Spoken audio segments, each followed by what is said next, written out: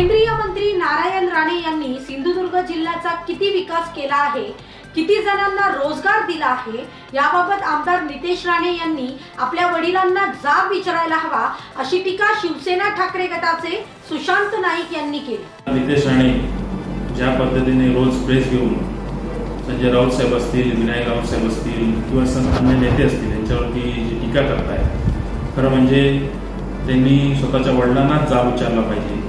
कारण गेली 10 वर्ष ते ह्या मतदारसंघाचे आमदार आहेत आणि गेली 32-34 वर्ष या मतदारसंघामध्ये त्यांचे वडिलांना मंत्रीपद मिळालं आहे, आमदार झाले आहेत, त्याच्यानंतर राज्यमंत्रीपद आहे, मुख्यमंत्रीपद आहे, आज ते केंद्रीय मिनिस्टर आहेत। आणि अशा ह्याच्यामध्ये गेल्या 25 ते 34 वर्षात त्यांनी काय विकास केला आहे, त्यांनी किती रोजगार दिले आहे याचा जाब नितेश राणे आपल्या वडिलांना विचारणार आहेत का? त्याची हिंमत आहे का?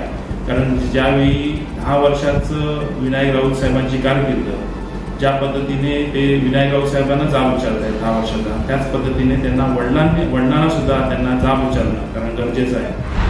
अलिबाग येथील चित्रकार निलेश पाटील आणि रमेश जुईकर यांनी मुंबईतील जहांगीर आर्ट गॅलरीत कोकणातील निसर्गावर मृदगंध या नावाने प्रदर्शन भरवले आहे। त्यांच्या या उपक्रमाचे अनेक मान्यवरांनी कौतुक केले। निवडणुकीत विकासाचे मुद्दे काय, आव्हाने काय यावर माजी केंद्रीय मंत्री तथा रायगड लोकसभा महाविकास आघाडीचे उमेदवार अनंत गीते यांनी आपली रोखठोक भूमिका मांडली। देवगड मीठमुंबरी येथील मठात श्री स्वामी समर्थ महाराज यांचा प्रकट दिन सोहळा बुधवारी मोठ्या उत्साहात पार पडला। या निमित्ताने विविध धार्मिक कार्यक्रमांचे आयोजन करण्यात आले होते। दर्शन आणि आशीर्वादासाठी भाविकांची गर्दी झाली होती। रायगड लोकसभेतील महाविकास आघाडीचे उमेदवार अनंत गीते यांनी केलेल्या टीकेला खासदार सुनील तटकरे यांनी जशास तसे प्रत्युत्तर दिले। एक असं आहे की मी भान ठेवून बोलावं, आता गीते साहेबांनी भान राखावं, तो मुद्दा त्यांचा आहे। कारण अलीकडच्या कालावधीमध्ये साहिता, बाटली, बूच, खंजीर हे सगळे शब्द त्यांचे आहेत। 6 वेळेला ज्यांना लोकसभेमध्ये काम करण्याची संधी मिळाली, केंद्रात 10 वर्ष मंत्री राहिले, त्यांचं भाषण म्हणजे उद्याचं 5 वर्षामध्ये मी काय करणार आहे याचा रोडमॅप असला पाहिजे। गेल्या 30 वर्षामध्ये काय काम केलंय हे सांगण्याची असली पाहिजे। मी त्यांना तेच विचारतो की 30 वर्षाचं तुमचं एखादं ठळक काम दाखवा आणि त्याच्याबद्दलचं बक्षीस घेऊन जा। त्याच्यावरती ते उत्तर देताना चिडतात।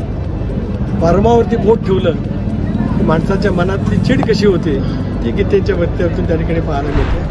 राजे महाराजांचा गंजिफा खेळ सावंतवाडी संस्थानचे राजे आणि राजमाता यांनी जतन आणि संवर्धन केला। त्या गंजिफाला भौगोलिक मानांकन प्राप्त झाले, त्यामुळे पर्यटन आणि रोजगारासाठी मोठी उपलब्धी झाली असून सिंधुदुर्ग सावंतवाडीचे नाव जागतिक पातळीवर पोहोचले आहे, अशी माहिती सावंतवाडी संस्थानचे राजे श्रीमंत खेमसावंत भोसले यांनी पत्रकार परिषदेत दिली। टाइम्स डिजिटलला लाईक करा, सबस्क्राइब करा, शेअर करा आणि बेल आयकॉन दाबायला विसरू नका। पाहत रहा टाइम्स डिजिटल।